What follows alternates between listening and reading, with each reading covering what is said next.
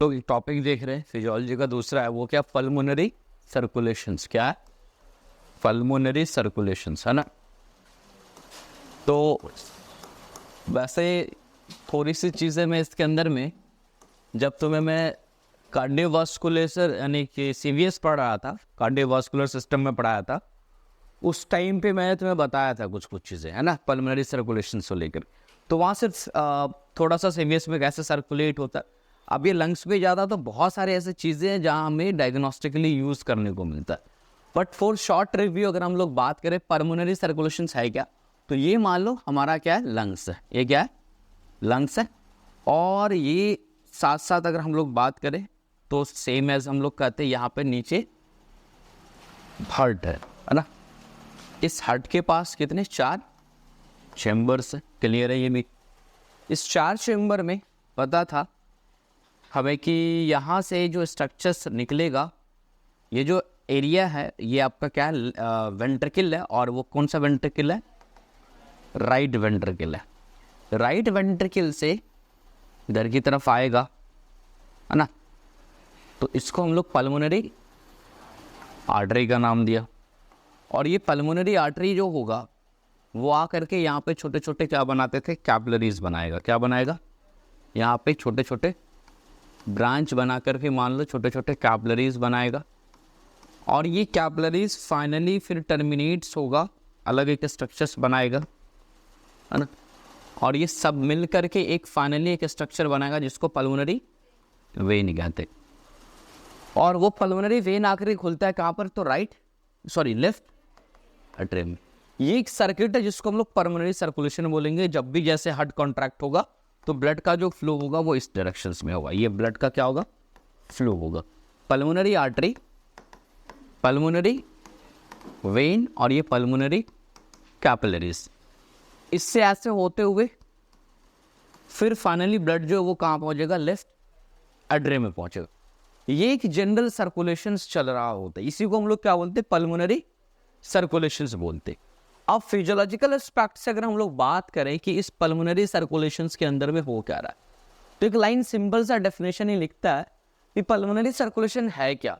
It is a blood flow between the, basically देखते हैं, right ventricles basically कह सकते हैं, एंड द लेफ्ट एट्रियम, है ना। कि ये जो कोई तुमसे पूछे कि what is a pulmonary circulation, तो ब्लड का फ्लो है कहाँ से, राइट वेंट्रिकल से लेकर के इन बिटवीन, इन दोनों के बीच, लेफ्ट एट्रियम, इन दोनों के बीच जो ब्लड का क्या चल रहा है, जो फ्लो चल रहा है इस दोनों के बीच में, उसी को हम लोग क्या बोलते, पल्मोनरी सर्कुलेशंस बोलते। अब इस पल्मोनरी सर्कुलेशंस में जो ब्लड का सर्कुलेशंस हो रहा है वो पर्पस सिर्फ यही है इस सर्कुलेशन का कि एक्सचेंज ऑफ गैसेस को कराना। किसको कराना? एक्सचेंज ऑफ गैसेस को कराना। तो पहला डेफिनेशन हो गया। फिर हम लोग बात करते हैं इसके अलग अलग फीचर्स से। क्या जो पल्मोनरी सर्कुलेशंस है इसे लो प्रेशर सिस्टम से, कैसा है, लो प्रेशर सिस्टम से। लो प्रेशर कहने का मतलब क्या कि सेम जस्ट इसके अलावा एक और सर्कुलेशन है जिसको हम लोग बोलते हैं सिस्टमिक सर्कुलेशन, है ना। जो आयोटा सब ब्रांच बताए थे, है ना, आयोटा का फिर ब्रांच वगैरह निकलता है।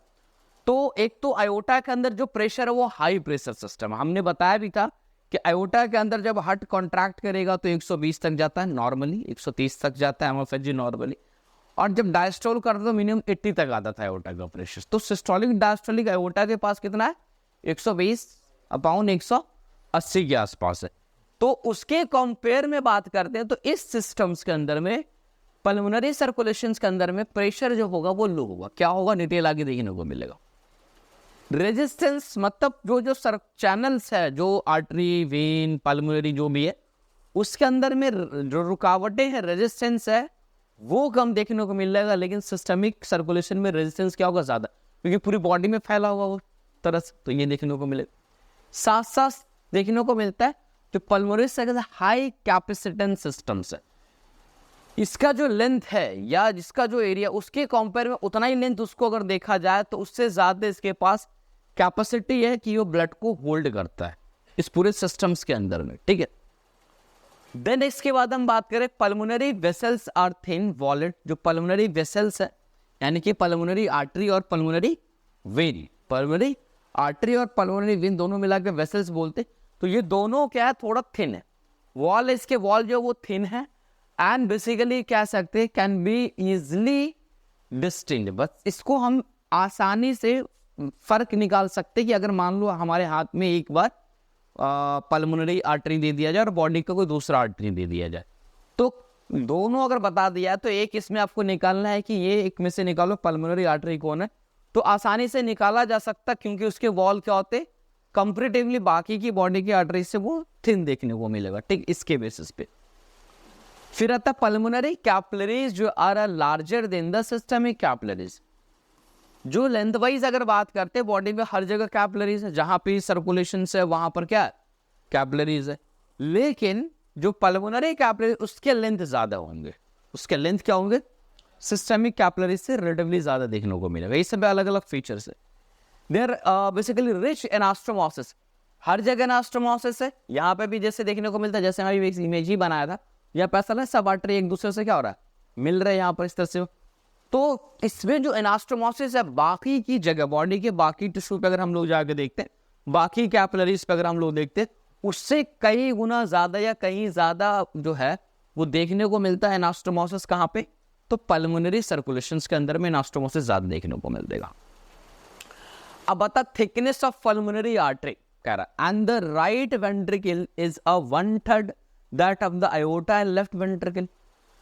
लगभग लगभग कह रहा जो थिकनेस है पल्मोनरी आर्टरी का है ना, एंड राइट वेंट्रिकल जो इधर राइट साइड में वेंट्रिकल, दोनों को कंपेयर करें तो आयोटा को पल्मोनरी आर्टरी से कंपेयर करें तो उसका 1/3 है। मतलब सबसे समझने के लिए मैं बता रहा हूं कि अगर मैं बता दूं तुम्हें सिर्फ कि 1 सेंटीमीटर थिकनेस है या 1 इंच थिकनेस है पल्मोनरी आर्टरी का, तो आयोटा उसका 3 गुना, मतलब कितना हो जाएगा 3 हो जाएगा।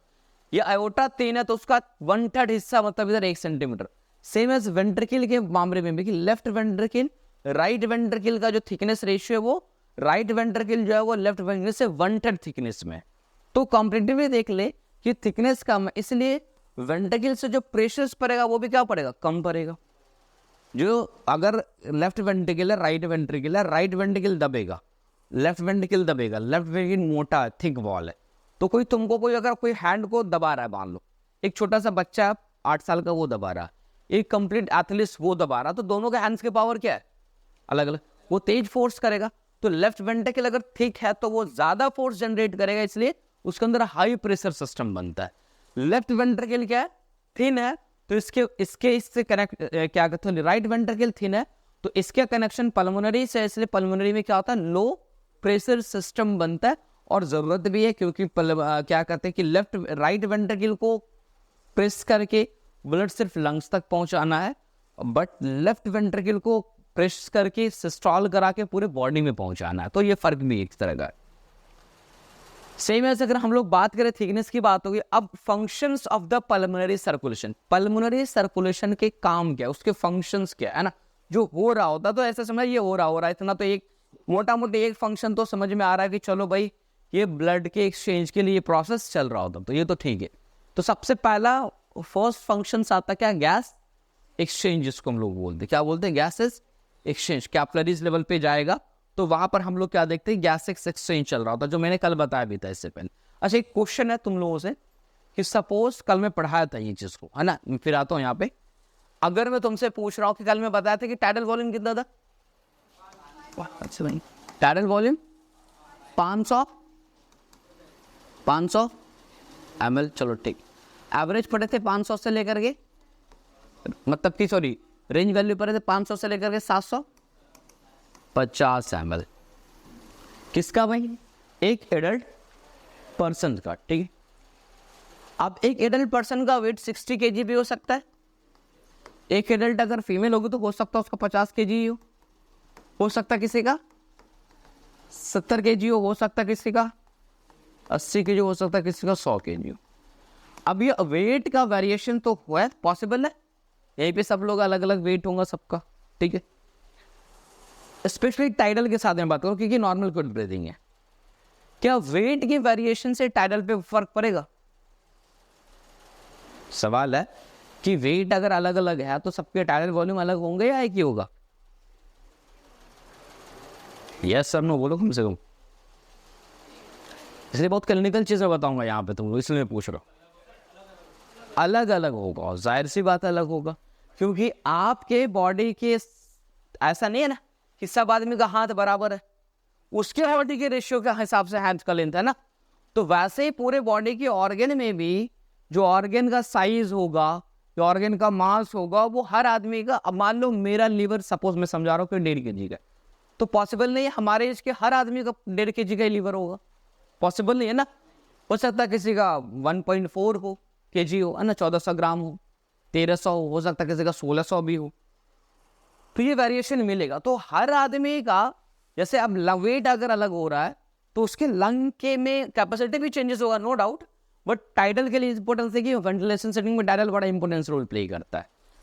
तो टाइडल जो होगा वो वेरी करेगा, सबसे पहला चीज टाइडल क्या करेगा, वेरी करेगा टाइडल्स।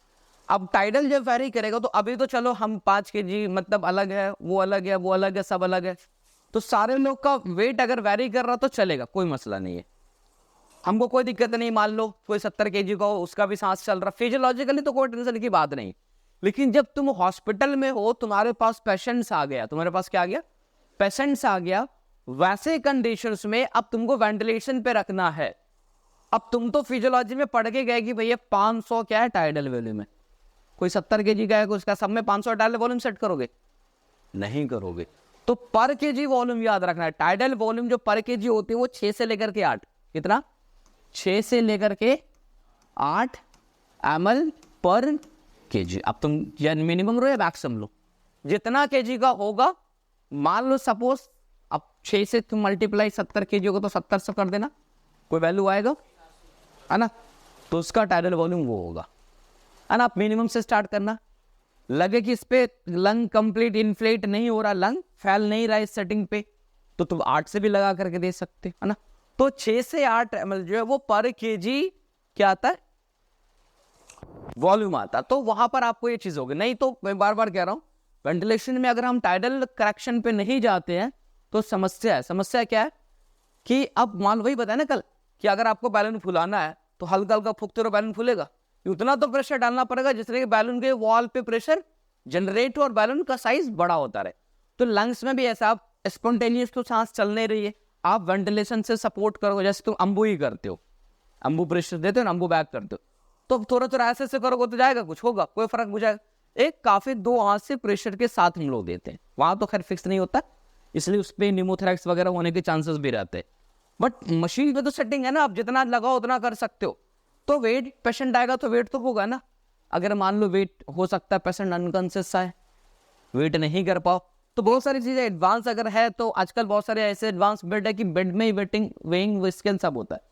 तो अप्रोक्सीमेटली उसके अटेंडेंस से गार्जियन से मिलो, भैया इसका वेट आसपास कुछ दिन पहले, 10 दिन पहले, साल भर पहले कराया था, क्या था, है ना, वही आसपास में। तो या फिर आपको आइडिया है तो आप खुद भी लगा सकते हो, मतलब आपको वेट का नियर अबाउट है, चलो 60 kg है, हम नियर 55 ही लगा तो चलेगा, मतलब गड़बड़ नहीं है ना।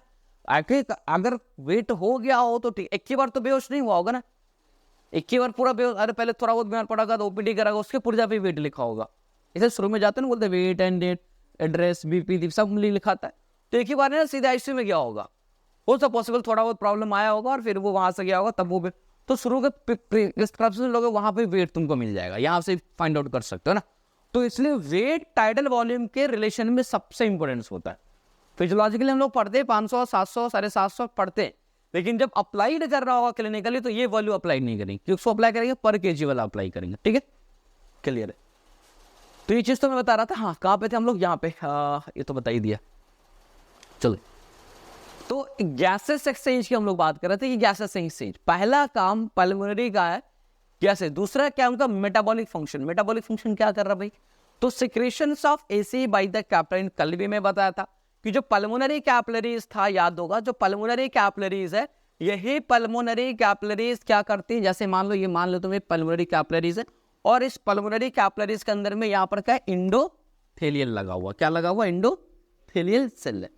अब यही इंडोथेलियल सेल रिलीज करेगा किस चीज को, तो एसीई को रिलीज कराता है, किसको करता है, एसीई, एंजियोटेंसिनोजन कन्वर्टिंग एंजाइम, और यही एसीई जो है वो कन्वर्ट करने का काम करता है एंजियोटेंसिनोजन 1 को एंजियोटेंसिनोजन 2 में।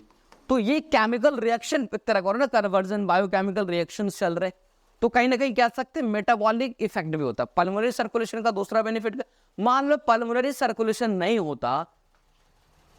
होता तो ए एंजियोटेंसिनोजन 1 एंजियोटेंसिन में कन्वर्ट होता, ठीक है, ब्लड यहां पर जाता ही नहीं। तो एक तो गैस एक्सेलेरेशन इंपॉर्टेंस है, दूसरा रास मैकेनिज्म भी अपने आप को एक्टिवेट नहीं कर पाएगा, एक्सलेंट नहीं कर पाएगा। तो दूसरा खास इंपॉर्टेंट है, पल्मोनरी का सिर्फ गैस एक्सचेंज ही नहीं है, पल्मोनरी सर्कुलेशन का दूसरा काम क्या है, तो मेटाबॉलिक फंक्शन है। मेटाबॉलिक फंक्शन में कोई पूछे क्या है, तो भैया एसीई का रिलीज कराता है, क्या कहते हैं, एंजियोटेंसिनोजन कन्वर्टिंग एंजाइम, जो इंडोथेलियल सेल पल्मोनरी कैपिलरीज के अंदर में यहाँ पर रिलीज होता है, और जिसका काम होता है एंजियोटेंसिनोजन 1 को एंजियोटेंसिन 2 में कन्वर्ट कराना, ठीक है, ये चीज हो गया। तो दूसरा पल्मोनरी सर्कुलेशन का काम हो गया। तीसरा हम लोग देखते हैं filtration and dissolution of a clot. जैसे क्या होता है कि अगर हम लोग हार्ट के सिस्टम्स को पढ़ने की कोशिश, पहले मैं बता दो, फिर स्मॉल कुछ क्लॉट या एम्बोलाई ऐसे होता फॉर्मेट होता on the right side of the heart and filter in the pulmonary vessel. मैं आगे चल के अभी डिटेल जब पल्मोनरी पढ़ाऊंगा तो वहां पर ये चीज देखने को मिलेगी। होता क्या है कि जैसे मान लो कि ये मैं पल्मोनरी सर्कुलेशन बना रहा हूं, ये मान लो पल्मोनरी आर्टरी है, और ये पल्मोनरी आर्टरी के बाद ये डिवाइड्स होगा, तो ये मान लो कैपिलरीज बनेगा। क्या बनेगा? कैपिलरीज बनेगा। तो ये बनेगा कौन सा कैपिलरीज? पल्मोनरी कैपिलरीज बन गया, छोटे छोटे। चलो अब ये पल्मोनरी कैपिलरीज तुम्हें सबको पता है कि क्या बन जाएगा, पल्मोनरी वेन बन जाएगा। अब क्या होता है, ये राइट साइड है, मतलब ये इसका जो कनेक्शन है वो कुछ कौन से चैम्बर से है? Right ventricle. Right ventricle suppose मैं बता रहा हूं, राइट वेंट्रिकल जो ये है, तो राइट वेंट्रिकल में ब्लड कहां से आता है? इधर से आएगा, और इधर को कहां से आता है? सुपेरियर और इंफेरियर वेना कावा। अब बॉडी के कई अलग पार्ट में, right side of the heart अगर हम लोग बात करें, कहीं भी पार्ट में कोई क्लॉटिंग हो गया, चलता रहता क्लॉट, है ना, तुमको बहुत तेज चोट ही लग गया तो कभी अंदर खून जम जाता है। तो इंजरीज, कई अलग अलग इंजरीज होती रहती है हमारे बॉडी में, है ना।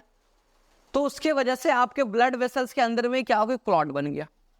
अब ये छोटे छोटे क्लॉट्स क्या करेंगे, अब आयोटा ये जो है क्या कहते हैं, जो इस सिस्टम है इंफेरियर सुपेरियर, ये तो बड़े ल्यूमेन अच्छे खास, तो छोटे छोटे क्लॉट इधर आ जाएगा और हार्ट में घुस जाएगा। हार्ट में घुसने के बाद इधर आएगा, यहाँ से निकल के पल्मोनरी सर्कुलेशन। अब ये इतना बड़ा साइज का था कि ये मान लो इधर तो आएगा तो कोई दिक्कत नहीं, यहाँ भी आएगा तो कोई दिक्कत नहीं है ना, यहाँ भी आएगा। लेकिन जब ये कैपिलरीज में जाएगा तो इसके अंदर में क्या करेगा, ट्रैप कर जाएगा, ये पकड़ लेगा इसको। ये लंग्स के जब पल्मोनरी कैपिलरी से वो क्लॉट जब निकलेगा, और जहां पर वो क्लॉट या तो पल्मोनरी सर्कुलेशन के अंदर ही होता रहा, ये होता है नॉर्मली फिजियोलॉजिकली होता रहता है, या तो इस कैपिलरीज के पास खुद भी छोटे छोटे क्लॉट्स बनते उसको, या बॉडी के दूसरे जगह कहीं क्लॉट्स बने होंगे, वे टूट करके अगर उसको बोलते इम्बोलाई। क्या बोलते? इम्बोलाई बोलते। जब वही क्लॉट बॉडी के दूसरे जगह पर बना हो और वहां से उसके टुकड़े टूट के आ रहा हो, उस टुकड़े को इम्बोलाई बोलते, और वहां से लंग्स तक पहुंचने के प्रोसेस को इम्बोलिज्म्स बोलते। क्या बोलते? इम्बोलिज्म्स बोलते, इम्बोलिज्म, ठीक है। अब क्या मामला यहां पर ये चीज होगा, चाहे कोई इम्बोलाई हो या कोई यहीं का क्लॉट हो, ये क्या करती, पहला चीज तो अभी मैं पता था किस कैपिलरीज के लेवल पे, यहां पर ये कैपिलरी उसको डाइल्यूट्स करती, तोड़ती है। बहुत सारे कुछ मैक्रोफेजेस भी होते हैं, इसको इनगल्फ करके खत्म करते हैं चीजों को, ताकि इसका मतलब ये हुआ कि ये कैपिलरीज अगर आगे बढ़ जाएगा, ध्यान सुनना, कि मान लो ये फिल्टर नहीं कर रहा होता, ये चला आता है यहां पर, अब यहां आएगा तो कहां जाएगा, ये पल्मोनरी वेन में आ चुका है, तो आगे कहां जाएगा, कहां पहुंचेगा, लेफ्ट, लेफ्ट कहां, उसके बाद कहां पहुंचेगा, उसके बाद कहां पहुंचेगा, आयोटा में। कहां पहुंचेगा, आयोटा में। आयोटा तो अभी बड़ा बड़ा है तो कोई दिक्कत नहीं होगा। आयोटा के रूट से क्या निकला भैया, आयोटा के रूट से एक रूट में कैपिलरी निकला, आर्टरी निकला है ना, coronary artery, right and left coronary artery. Coronary artery फिर से क्या निकला, अपना ब्रांच, छोटे छोटे छोटे छोटे छोटे कैपिलरी, छोटे छोटे ब्रांच। अब ये क्लॉट मान लो गलती से घुस गया किसमें, उधर से आकर के आयोटा में, जो घुस गया, यहां चलो घुस जाएगा, लोअर लेवल पे जाके इसको क्या करेगा, ब्लॉक कर देगा। अब यहाँ ब्लॉक किया, ये एरिया जितना हार्ट की टिश्यू को सप्लाई कर रहा है उसका सप्लाई बंद, हार्ट अटैक आ जाएगा। तो ये एम्बोलाई राइट साइड से तुमको हार्ट अटैक, यानी समझो ब्लड के पेरीफेरी में, ब्लड बॉडी के अलग अलग हिस्से में जो क्लॉट्स बन रहे हैं वो टूट करके एम्बोला अगर लंग्स में जा रहा है तो लंग्स इसको फिल्टर कर रहा, तोड़ के हटा के खत्म कर रहा है, किसी भी हाल में लेफ्ट साइड ऑफ हार्ट में नहीं जाए। जैसे ही लेफ्ट साइड ऑफ हार्ट में जाएगा तो रिस्क पहुंच जाएगा किसमें, हार्ट चॉक कराएगा बेसिकली, है ना। हार्ट के अंदर सप्लाई खत्म होगा, यहाँ पर इस्कीमिया होगा, इस्कीमिया ही तो बेसिकली क्या करेगा, आगे अटैक का स्वरूप लेगा बेसिकली, है ना। तो ये प्रॉब्लम, तो ये बेसिकली ये कह रहा है जो पल्मोनरी सर्कुलेशन का एक एडवांटेज है, इस तरह का कोई भी इम्बोलाई या इस तरह का कोई भी क्लॉट्स अगर वो पल्मोनरी सर्कुलेशन से जाता है तो क्या करती है भाई, उसको है ना, उसको क्या करता है, डिसॉल्व करने का काम करता है। क्या करता है, फिल्ट्रेशन, है, फिल्टर करके खत्म कर दिया, filtration and dissolution of clots, है ना, जो भी क्लॉट्स है उसके फिल्टर करता है या डिसोल्यूशन कराती है, ठीक है। उसके बाद अगर मैं बात करूं, है ना, दूसरा काम, मतलब दूसरा तीसरा जो भी चौथा काम है, ब्लड रिजर्वॉयर का काम करता है। क्या रिजर्व, तो बॉडी की कोई भी आर्टरी वेसल्स है वो ब्लड रिजर्वॉयर भी काम करती है। तो कहता है कि होल्ड अराउंड पूरे पल्मोनरी सर्कुलेशन की मैं बात कर रहा हूं, पूरा पल्मोनरी सर्कुलेशन जो है लगभग 450 ml, कितना, 450 ml ऑफ ब्लड जो है वो इसमें क्या करता है, होल्ड्स कराती है 450 ml क्या सर्कुलेशन में। बट अगर हम लोग फंक्शनली बात कर रहे हैं तो लगभग कह सकते हैं कि हाफ लीटर अराउंड, कितना, हाफ लीटर जो ब्लड है आपको सिर्फ पल्मोनरी सर्कुलेशन में घूम रहा है, तो एक तरह से वहां पर ब्लड का क्या हुआ, स्टोर हो गया, रिजर्व, लाइक वो जा रहा आ रहा, लेकिन एक टाइम पे सोचो तो वो रिजर्व होता है। हालांकि इवन दो जब स्पेशली हम लोग बात करेंगे, सेगमेंट सेपरेट करेंगे, तो स्पेशली पल्मोनरी कैपिलरीज में सिर्फ 70 ml होता है। पल्मोनरी कैपिलरीज मैं बात कर रहा हूँ, पल्मोनरी सर्कुलेशन नहीं, आर्टरी, पल्मोनरी वेन और बीच में जो कैपिलरीज आ रहा है, तो टोटल कैपिलरीज में अराउंड सिर्फ 70 ml होता है, बट पूरे को पूरे 450 ml। अब बेसिकली कुछ प्रेशर से, इस प्रेशर को समझने की जरूरत है क्योंकि इसी से पूरा सर्कुलेशन चल रहा होता है। प्रेशर इन पल्मोनरी सिस्टम में अगर हम लोग बात करें तो राइट वेंट्रिकल का जो प्रेशर है ना, क्या है, जो राइट वेंट्रिकल्स है, इस राइट वेंट्रिकल का जो प्रेशर है 25 mm ऑफ Hg है, कब, जब वो सिस्टोल कर, याद करो मैं पढ़ा चुका वैसे ये सब चीज, ये लेफ्ट वेंट्रिकल है, ये राइट वेंट्रिकल है, यही चीज जब कॉन्ट्रैक्शन होता है, एक साथ होता है दोनों का, तो यहां पर मैक्सिमम कितना 25 पहुंचता, बट यहाँ 120 पहुंचता, तो आ गया प्रेशर डिफरेंस, आ गया प्रेशर डिफरेंस। और जब ये डायस्टॉल करेगा तो ये लगभग 25 से फॉलो कर कितना पहुंच जाएगा, 0 है ना, कहां पहुंच जाएगा, राइट वेंट्रिकल के अंदर दो प्रेशर, या तो कॉन्ट्रैक्शन हुआ तब का प्रेशर, या रिलैक्स हो गया कंप्लीट डायस्टॉल हो गया तब का प्रेशर। तो लगभग देखते हैं कि डायस्टोलिक प्रेशर जो होता है वो 0 है, और सिस्टोलिक प्रेशर अगर हम लोग बात करें, है ना, वेंट्रिकल्स के अंदर में, तो कितना आता है, मैक्सिमम 25 ml, ठीक है। अब कहता है कि pressure in the pulmonary artery, जैसे यहां से निकला ये पल्मोनरी आर्टरी, इस आर्टरी में कितना प्रेशर है, तो जिस प्रेशर से मैक्सिमम ये बताया वही प्रेशर यहां क्या होगा, 25 mF, ना तो कुछ आएगा नहीं। तो सिस्टोलिक में ये 25 mF होता है, बट डायस्टोलिक में कितना होता है, 8 mm ऑफ Hg होता है, क्योंकि यहाँ पे तो वाल्व लगे हुए, पता है आपको, पता है ना, यहाँ पे सिमिलर वाल्व लगे हुए, तो जब वाल्व क्लोज होता है तो पल्मोनरी आर्टरी है तो खुद भी तो इलास्टिसिटी है ना, तो उसके अपने इलास्टिसिटी की वजह से थोड़ा सा प्रेशर बनता, तो वो लगभग डायस्टोल में कितना 8 mm ऑफ Hg का प्रेशर होता है। ये क्लियर हो गया पहला चीज, ताकि मैं बताऊं। अब यहां पर देखते हैं mean pulmonary arterial pressure, mean का मतलब होता है एवरेज। हमने बोला कि पल्मोनरी में कितना है, क्या कहता है कि पल्मोनरी आर्टरी में 25 है, लेकिन पूरे पल्मोनरी सर्कुलेशन में अगर एवरेज प्रेशर निकाला जाए तो वो कहता है कितना होता है, 15 mmHg, है ना, कितना है, 15 mmHg। और प्रेशर इन पल्मोनरी वेन जो इधर की तरफ आता है लेफ्ट, इसके अंदर में, उसका जो प्रेशर होता है वो कितना होता है, 5 mmHg, कितना होता है, 5 mmHg होता है। तो अगर हम प्रेशर ग्रेडियंट निकाले एवरेज प्रेशर से माइनस इधर किसको करेंगे, जो वेन का प्रेशर होगा, तो टोटल कितना निकलेगा, 10 mmHg। तो इसका मतलब यह है जो पूरे पल्मोनरी सर्कुलेशन से, तुमसे कोई पूछे पल्मोनरी सर्कुलेशन का जो प्रेशर ग्रेडियंट है वो कितना है 10 mOf/Hg है, कितना है। और ये राइट साइड से लेफ्ट की तरफ ये जाता हुआ रहता है, इसलिए ब्लड का सर्कुलेशन राइट से लेफ्ट की तरफ ये होता हुआ रहता है। तो ये प्रेशर डिफरेंस है, इस प्रेशर की वजह से बहुत सारे क्लिनिकल डायग्नोसिस भी बनते हैं। कह रहा कि यदि बात की जाए if the pressure is raise above the 25 mOf/Hg, तो हम लोग एक टेस्ट कराते हैं पल्मोनरी वेज प्रेशर्स, है ना, पल्मोनरी, अरे भाई वेज प्रेशर, इवन दोस्त कि हम लोग डिवाइस प्रेशर मेजरिंग डिवाइस होता है उस तरह का पल्मोनरी वेज प्रेशर, ठीक है, PWD, है ना। तो वहां पर हम लोग देखते हैं कि एक डिवाइस इंट्रोड्यूस कराते हैं लंग्स के अंदर, यानी इस कैपिलरीज के अंदर, और ये क्या कहते हैं एयोटिक सिस्टम जो पल्मोनरी सर्कुलेशन के अंदर, सिंपल याद रखो। और वो जाके देखता अगर मान लो 25 mFG से बड़ा हो गया विल काउज एडिमा, आपके लंग्स में क्या हो जाएगा, एडिमा हो जाएगा। क्यों हो जाएगा मैं बताऊंगा अभी, ठीक है। Left atrial pressure is around, ये तो मैं बता दिया, लेफ्ट एट्री में कितना है 5 mFG देखने को मिलता है। अब क्यों भाई, अगर मान लो ये कैपिलरीज जो है एक्सचेंज ऑफ गैसेज चल रहा, मैं बताया था कि यदि प्रेशर से बढ़ा दे, या मान लो ये कैपिलरीज और यहां पर क्या है एल्वियोलाई, याद है यही था ना, एल्वियोलाई और कैपिलरीज के बीच में ये जो स्पेस था क्या था, इंटरस्टिशियल स्पेसेस। तो यदि अगर एक नॉर्मल प्रेशर ग्रेडियंट 10 mFG का अपना चल रहा है, अगर 25 mFG से ज्यादा प्रेशर होगा तो ये ज्यादा प्रेशर के साथ जाएगा। यहां पे ब्लड है तो ब्लड के अंदर क्या होगा, हाइड्रोस्टेटिक प्रेशर, तो इधर से हम तेज प्रेशर लगेंगे तो हाइड्रोस्टेटिक प्रेशर क्या होगा, बढ़ जाएगा। तो इधर से वाटर स्किप करना ज्यादा शुरू कर जाएगा, क्या करेगा, वाटर स्किप करना, कैपिलरीज पे क्या हो जाएगा, और इंटरस्टिशियल स्पेस में वाटर आना स्टार्ट कर जाएगा और लंग्स में।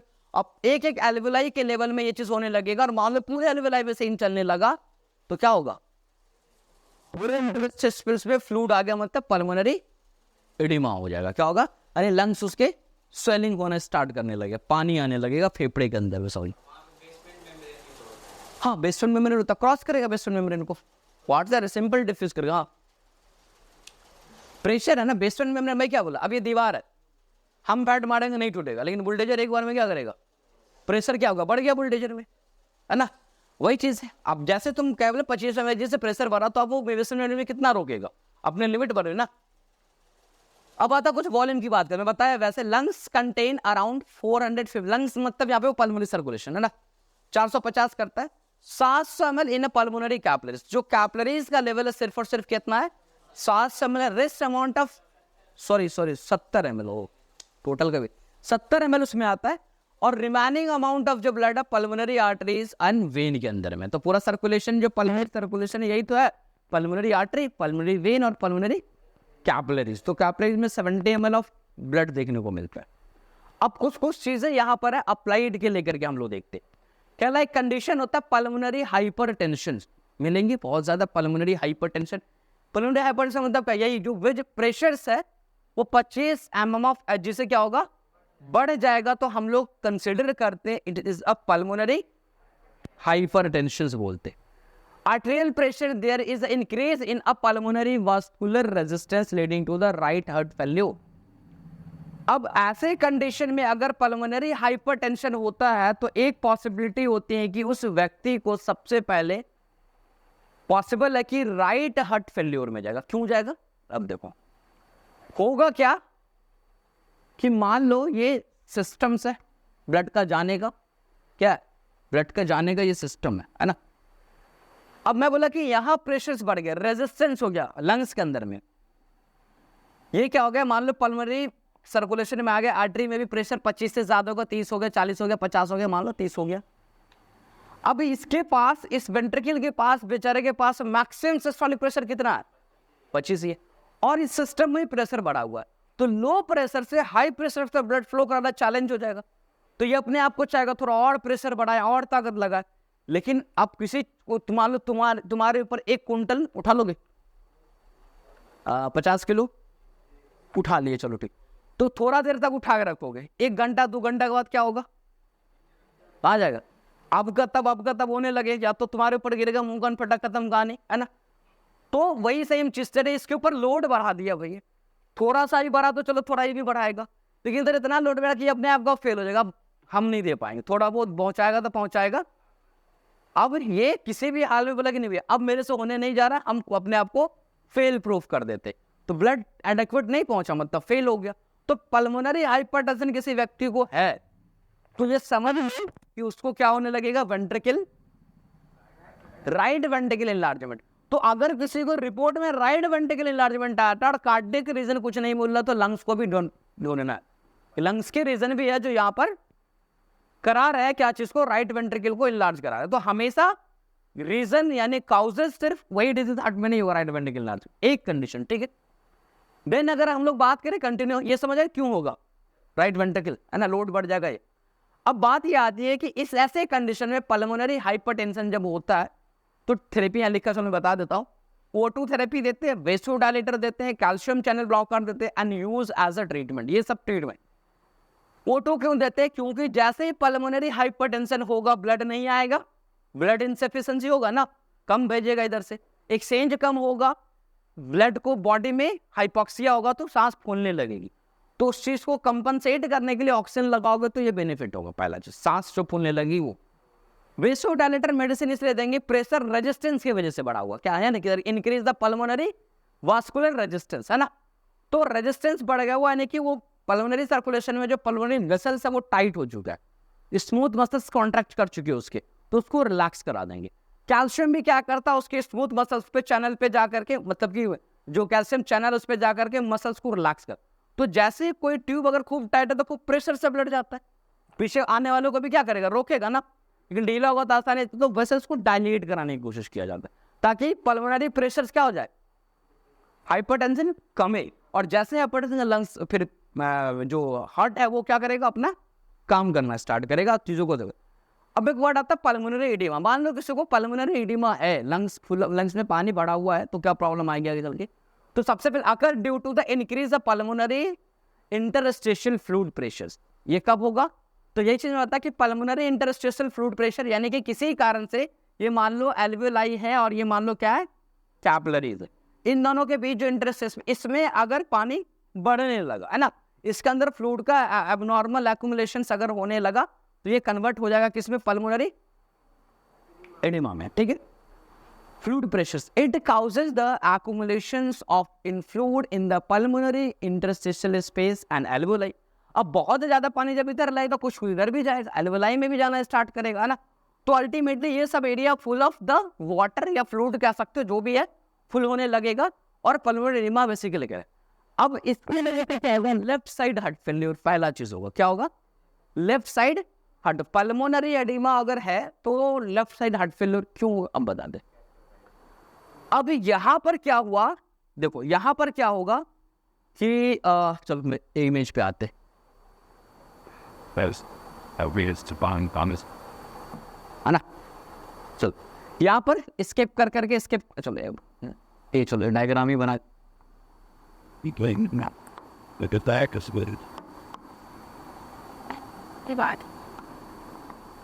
यहाँ पे फ्लूइड बढ़ने लगा, एच में लिखता वाटर को, इधर भी आ गया, मान लो इधर भी आ गया, इधर भी आ गया। सेम सर्कुलेशन में बात करें, जब यहाँ पर फ्लूइड बढ़ने लगेगा, अब इस बीच में जनरली में बताया था कि फ्लूइड जब आने लगे इसमें तो एक्सचेंज ऑफ गैसेस क्या होगा, एक्सचेंज ऑफ गैसेस कम हो जाएगा। तो एक्सचेंज ऑफ गैसेस कम होगा और जब फ्लूइड बढ़ने लगा, एडिमा होगा, तो यहाँ पर क्या होगा, कंजेशंस क्या होने लगेंगे, यहाँ पर फ्लूइड का फ्लो में क्या होने लगेगा। अब जैसे समझो नाला जाम हो जाता तो पीछे क्या होने लगता है एक तरह का, तो स्किप करेगा तो सब जगह क्या करा, इधर गया तो कहीं ना कहीं कंजेस्ट होने लगे, तो कहीं ना कहीं फ्लो में भी क्या आएगा, कमी आएगी। अब जूस फ्लो से ये ब्लड ले करके आपको किधर जा रहा था, left side of the heart, left atrium, left ventricle. अब वो अमाउंट ऑफ ब्लड भी इसको नहीं मिलेगा, पहला चीज। दूसरा चीज क्या हो जाएगा कि इसको मिल भी रहा जो अमाउंट ऑफ ब्लड, उसमें सही से एक्सचेंज ऑफ ट्रांसफ्यूजन नहीं हो रहा है, सॉरी एक्सचेंज ऑफ गैसेज नहीं हो रहा, तो सही से गैसेज भी ऑक्सीजनेटेड नहीं मिलेगा, ब्लड भी ऑक्सीजनेटेड नहीं मिलेगा। अब जब ये लेफ्ट वेंट्रिकल बॉडी को भेजेगा तो बॉडी में सही से ब्लड इतना जाना था जितना कार्डियक आउटपुट, वो गड़बड़ हो जाएगा। दूसरा ऑक्सीजनेटेड ब्लड क्या हो जाएगा, कम हो जाएगा, बॉडी का डिमांड्स बढ़ेगा और बॉडी की डिमांड बढ़ने पे ऐसा लगेगा कि भैया ब्लड कम आ रहा है, ऑक्सीजन भी कम आ रहा है, तो ब्लड कम आ रहा है, तो ब्लड को खूब ले जाओ। उसके चक्कर में वेंट्रिकल जोर जोर से खूब क्या करेगा, अपना प्रेशर बढ़ाएगा, चलो हम अपने काम को बढ़ाते हैं, लेकिन मामला ये अपना काम कितने बढ़ा ले इसको चाहिए ना पहले भाई, है ना। हम बोले बाल्टी में से एक बाल्टी पानी फेंको, तो खाली बाल्टी धरा देंगे, पानी फेंकते रहोगे, कि तुम्हारे पास पानी का भी अरेंज करना होगा ना, पानी तब उस भरोगे तो फेंकोगे। अब खाली बाल्टी से पानी फेंको तो कुछ तो होगा नहीं। तो वही चीज़ है, वेंट्रिकल कुछ भी कर ले, खूब पंप लगा ले, लेकिन वो जब तक इसका रिटर्न ब्लड नहीं आएगा तब तक ब्लड वो, तो अब लगातार ये चीज करते करते करते करते टाइम क्या होगा, खाली बाल्टी तुमको धरा दे ऐसे तो फेंकते फेंकते 1 घंटा 2 घंटा ऐसे करते रहोगे, जैसे पानी फेंकता है लेकिन बाल्टी खाली हो, तो क्या होगा तुम्हारा थकान, एग्जॉस्टेंस होगा ना, बॉडी एग्जॉस्ट होगा। 4 घंटा 5 घंटा एक बार अगर नहीं कुछ करते बेहोश होकर गिर जाओगे, है ना। तो सेम है, जैसे वेंट्रिकल भी क्या करेगा कि भाई एक लाइक टाइम ऑफ पीरियड के बाद करेगा कि नहीं, चलो अब हम अपने काम में क्या हो रहे। तो लेफ्ट साइड वेंट्रिकल क्या हुआ, पल्मोनरी एडिमा हुआ, कंजेशन हुआ, लैक ऑफ वॉल्यूम ब्लड का हो गया, रिटर्न वेनस रिटर्न इधर की तरफ कम गया, एक्सचेंज ऑफ गैसेस हैम्पर्ड हो गया। तो फाइनली वेंट्रिकल के साइड में लेफ्ट साइड में क्या होगा, लेफ्ट वेंट्रिकुलर फेल्यूर देखने को मिलेगा। क्या मिलेगा, लेफ्ट वेंट्रिकल। तो काउजेस, जब पल्मोनरी एडिमा हो तो लेफ्ट वेंट्रिकल क्या होगा, निमोनिया हो सकता है, निमोनिया कॉमन है, लंग्स के इन्फेक्शंस वगैरह हो सकता है।